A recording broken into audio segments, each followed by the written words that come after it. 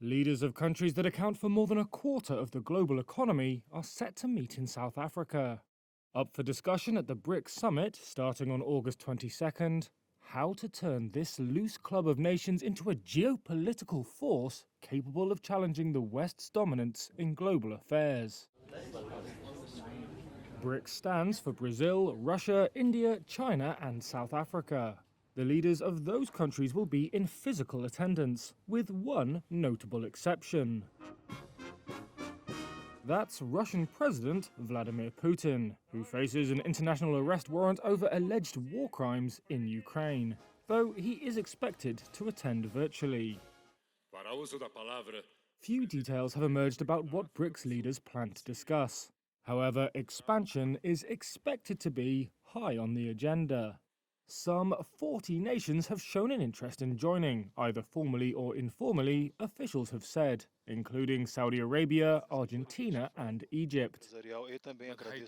However, there could be tensions.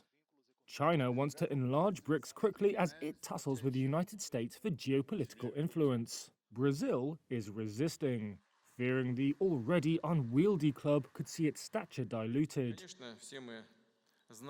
Russia is keen to bring in new members as it seeks friends amid its diplomatic isolation over Ukraine. Its most important African ally, South Africa, is on the same page. India is on the fence. What unites the bloc, though, is skepticism about a world order they see as serving the interests of the United States and its rich country allies. BRICS nations are keen to project themselves as alternative development partners to the West. The bloc's new development bank wants to de-dollarize finance and offer an alternative to the IMF and the World Bank. However, it's only approved $33 billion of loans in nearly a decade.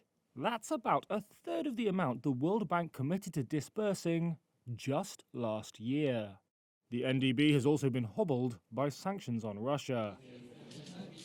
South African officials say talk of a BRICS currency, mooted by Brazil earlier this year as an alternative to dollar dependence, is off the table. Nevertheless, South Africa's Foreign Minister Naledi Pandor has said BRICS wants to show leadership, particularly in terms of the development and inclusion of the Global South in multilateral systems. The theme of the Johannesburg summit is BRICS and Africa.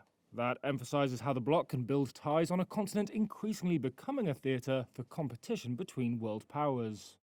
Africa is also in the eye of the climate change storm.